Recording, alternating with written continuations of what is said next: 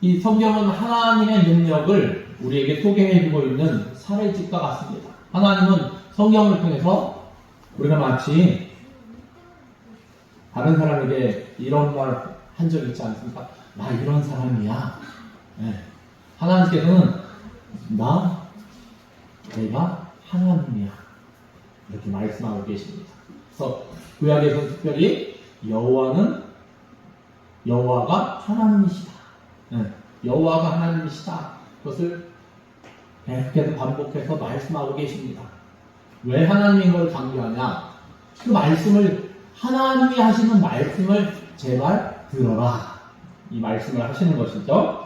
자, 이스라엘 역사 속에서 그리고 하나님의 사람들을 통하여 드러난 하나님의 능력을 일일이 설명하기조차 어려울 만큼 많이 기록하고 있습니다. 그 내용 또한 인간의 언어로 온전히 표현하기에 불가능할 정도로 놀랍고 신비한 것들이 많이 있습니다. 천지창조는 물론이거니와 출애굽 여정을 보면 하나님의 능력을 감탄하지 않을 수 없습니다. 모세를 부르시는 장면을 상상해 보시기 바랍니다. 왕궁에서 신께 났을 때는 그를 부리시지 않으셨습니다. 이상하게 하나님께서는 내가 할 수 있습니다. 모세는 뭔가 자기가 어떻게 해야 될까 할 때는 쓰시지 않았습니다. 어디 나만한 사람이 또 있겠는가 할 때도 쓰시지 않았습니다. 나 아니면 누구를 쓰시려 하십니까? 할 때도 침묵했습니다. 80대의 무력한 노인을 부르셨습니다. 하나님은 어깨에 힘이 빠지기를 기다리십니다. 목에 힘이 빠지기를 기다리십니다. 마음의 힘이 빠지기를 기다리십니다. 저는 못합니다. 힘도 없습니다. 보낼 만한 인물을 보내주십시오. 저는 그만한 인물이 못 됩니다. 이상하게 뒤로 빼는 모세를 하나님께서 불러 쓰셨습니다. 교회 안에도 이런 모습들이 있죠. 내가 생각할 때 내가 부족하고 연약해서 올해는 좀 맡은 직분을 못하겠습니다. 그러는데 교회에서는 하십시오. 네. 참 성경에서 반복되는 사건들이 교회 안에서도 반복되는 것들을 우리가 볼 수 있습니다. 뒤로 빼는 모세를 쓰시면서 내가 너와 함께 하시겠다는 약속을 주셨습니다. 하나님은 그의 연약한 지팡이를 능력의 지팡이로 바꾸어 주셨습니다. 놀랍게도 하나님은 지팡이를 잡은 노인 모세를 지도자로 삼으셔서 대략 이 장정만 60만, 200만 명이 넘는 인원을 무려 40년간 광야에서 훈련시키셨습니다. 불기둥과 구름기둥으로 인도하시고 만나와 메추라기로 먹이셨습니다. 바위에서 생수를 터뜨리시고 쓴물을 강물로 바꿔주시기도 하시고 때로는 불순종 때문에 불밤에 물려서 죽어가는 이들을 구리뱀을 만들어 알아보게 하심으로 구원하시기도 하셨습니다. 그리고 결국 칼 한 번 안 휘둘러보고 여리고성이 무너지는 것을 목격하게 하고 급기야는 가나안 땅을 선물로 주셨습니다. 순간순간마다 얼마나 놀라운 하나님의 능력이 드러나고 있습니다. 그런데 오늘 본문 바울은 하나님의 능력에 대해 소개하면서 이러한 하나님의 능력에 대해서는 한마디도 언급함이 없습니다. 단지 이렇게만 증거하고 있습니다. 20절 말씀해 보니까 그의 능력이 그리스도 안에서 역사하사 죽은 자들 가운데서 다시 살리시고 하늘에서 자기의 오른편에 앉히사. 그의 능력이 그리스도 안에서, 단지 그의 능력이 그리스도 안에서. 그렇습니다. 사도 바울은 하나님의 크신 능력에 대해서 여러 말 할 필요 없다는 것입니다. 오직 그리스도 안에서 역사하시는 하나님에 대해서만 말씀하신다는 것입니다. 앞서 있었던 하나님의 모든 능력 중에서 가장 대표적이고 핵심적이며 또 완전한 능력이 그리스도 안에서 일어났기 때문입니다. 구약 성경에 나타난 하나님의 능력이 탁월하고 풍부하지만 그것이 하나님의 능력에 관한 모든 것을 완벽하게 소개하고 있지는 않습니다. 다 부분적이고 일시적인 사건들입니다. 오직 그리스도 안에서 역사하신 하나님의 능력이 온전하고 완벽한 능력이라는 것입니다.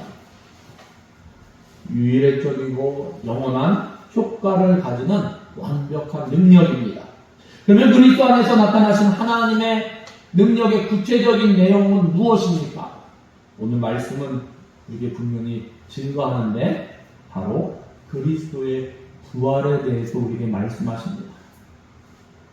그의 능력이 그리스도 안에서 역사하사 죽은 자들 가운데서 다시 살리시고, 아담 이후 죽음은 모든 인류가 피할 수 없는 이 원죄의 결과입니다. 그에게 모든 기적도 죽음을 피해가지 못했습니다. 하나님과 엄청 친하게 지냈던 시스기야 왕도 어떻습니까? 간절히 벽을 보면서 성전을 향해 기도할 때 간신히 15년 생명 연장 받은 거에 불과합니다. 결국에는 어떻게 됐다고요? 죽었습니다. 엘리사가 수넴 여인의 죽은 아들을 살리는 기적을 행했지만 그 아이는 다시 죽을 생명을 얻은 것 뿐이라는 것입니다. 심지어 부활 이전에 예수님께서 살리신 나사로도 다시 죽었습니다. 이 세상에 어느 누구도 영생을 보장받지 못했다는 것입니다. 그러나 예수님의 부활 이후에 모든 상황이 달라졌습니다.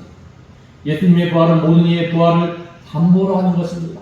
그것을 보증하는 것입니다.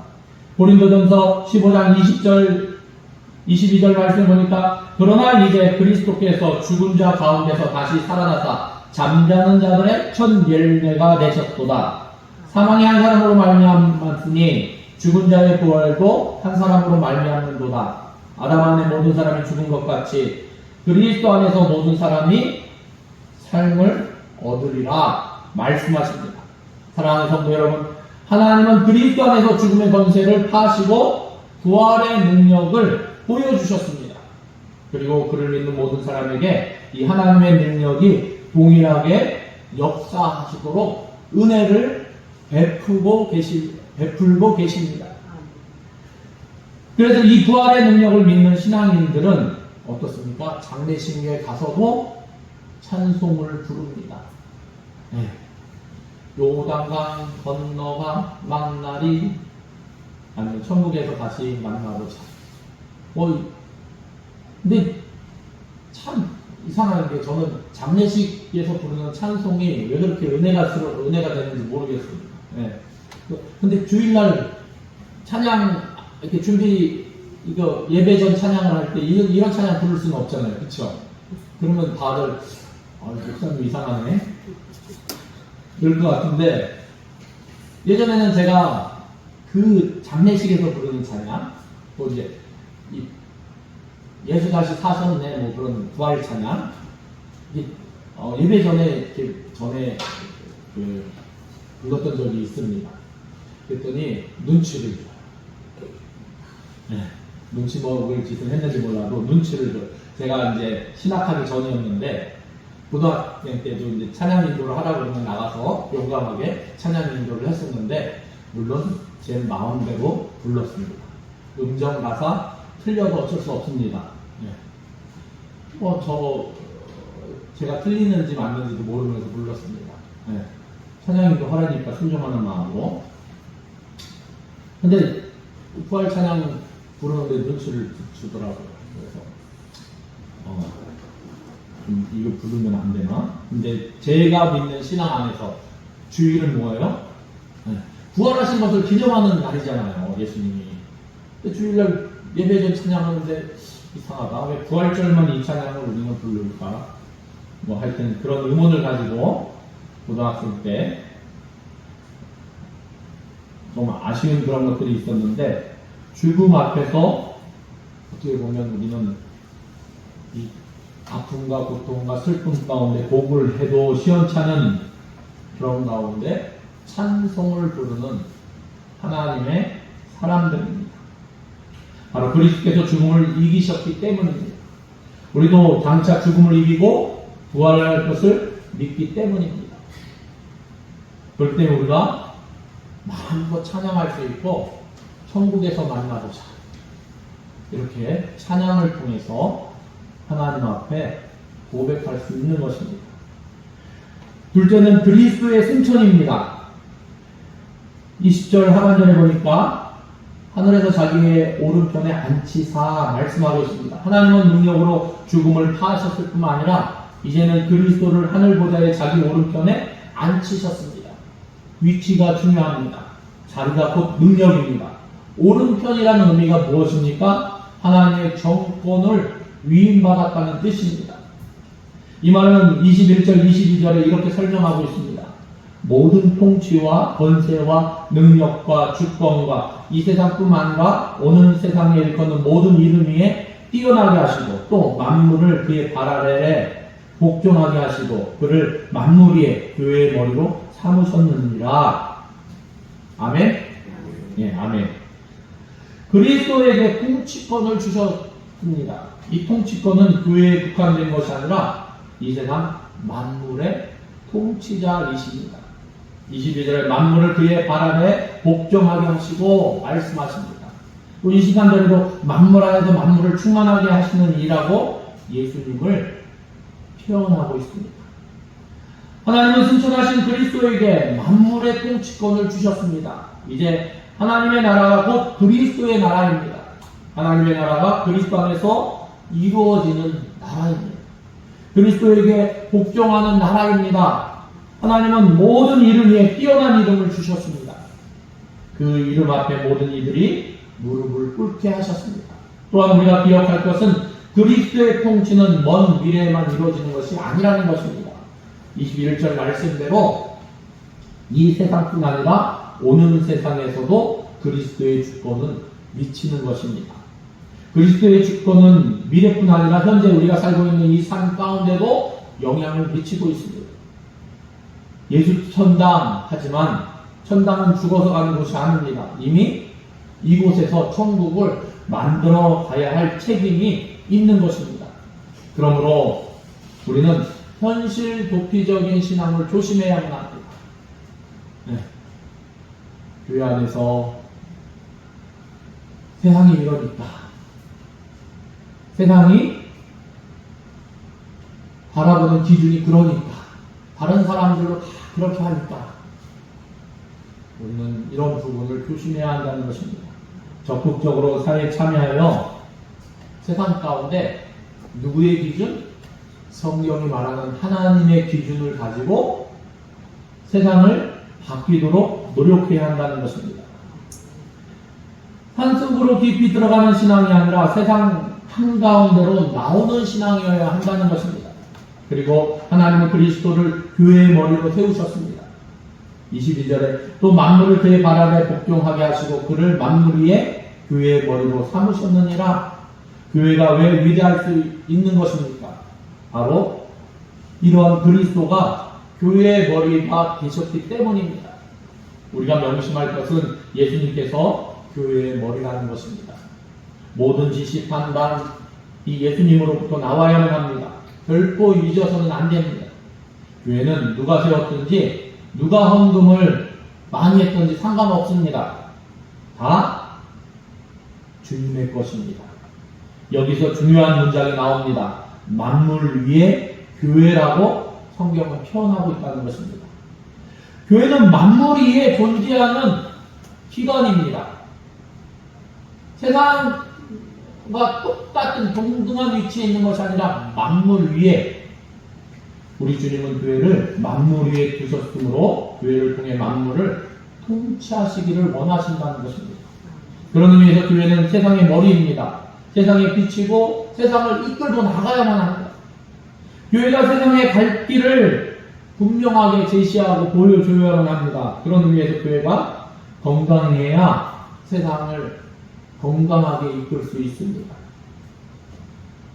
참 부러운 것 중에 하나가, 제가 어렸을 때 AFKM 같은 걸 알아듣지 못하지만 낮에 틀면 나오는 텔레비가 미국 방송이었는데, 근데 우연인지 제 기억으로는 AFKM인데 스코틀랜드 장로교회가 총회를 하는 것을 방송으로 생중계하는 것을 본 적이 있습니다. 장로교회가 목사님이랑 장로님들이 모여서 총회를 하는데 방송으로 그것을 생중계를 해요. 저 나라는 뭐예요? 교회 이 총회를 하는데 방송에서 생중계를 합니다. 오늘날에는 채널이 많잖아요. 그래서 뭐 유튜브도 있고, 근데 그게 아니라 그 당시 그걸 보면서 저런 일도 있구나. 근데 우리 대한민국은 왜 안 될까? 여러분, 민주주의가 사람들은 얘기합니다. 그리스에서부터 민주주의가 시작됐다고 얘기하지만 오늘날 지구상에 있는 민주주의들의 이 모델은 장로교의 대의 정치가 모델입니다.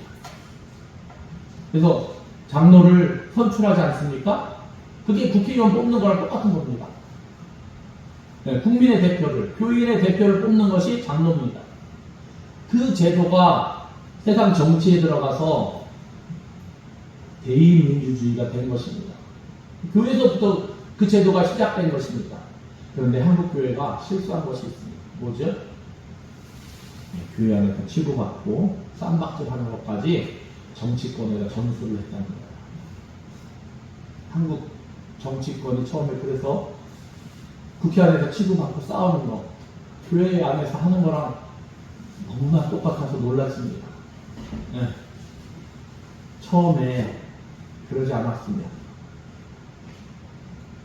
우리가 불완전하고 미숙하고 그런 모습들이 있었지만 교회가 본을 보이고 그리고 나가야 할 방향을 바르게 제시하면 세상은 따라오게 하나님께서 질서를 그렇게 만드셨습니다. 그렇기 때문에 만물 위에 교회인 것입니다. 그렇기 때문에 반대로 교회의 타락은 곧 세상의 타락으로 이어지는 것입니다. 사랑하는 성도 여러분, 하나님의 능력은 그리스도 안에서 온전히 드러나십니다.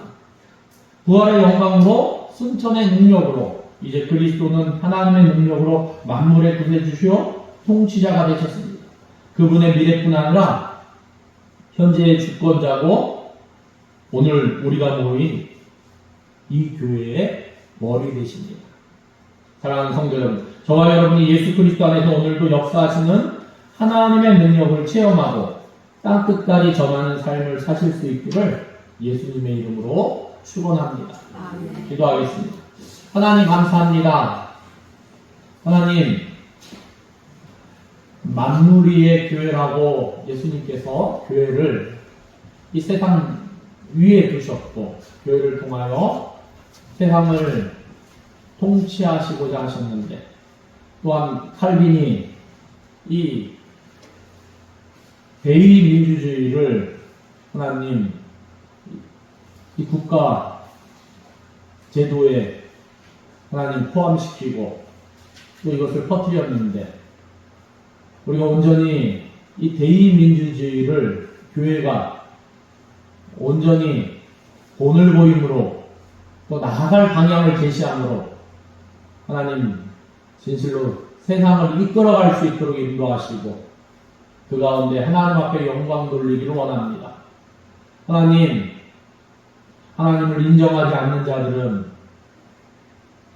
하나님 쌈박질 할 수밖에 없고 자기 주장을 할 수밖에 없고 그러나 하나님을 믿는 사람들은 먼저 하나님의 뜻을 구하는데 우리 대한민국 국회도 하나님의 뜻을 구할 수 있는 이 국회의원들이 될 수 있도록 지혜와 명철을 허락하시고 성령 하나님께서 도와주시옵소서. 하나님, 국회에서 조찬 기도회도 열고 하지만 하나님,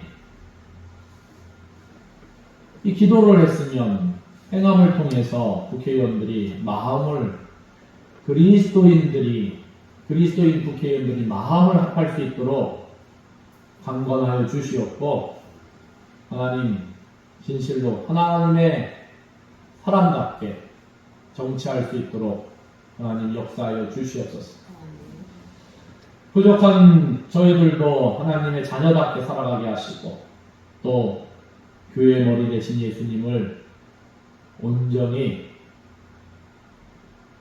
나의 구주 나의 하나님으로 고백하며 믿으며 예수님의 본을 따라 행할 수 있는 하나님의 사람으로 다스려 주시옵소서.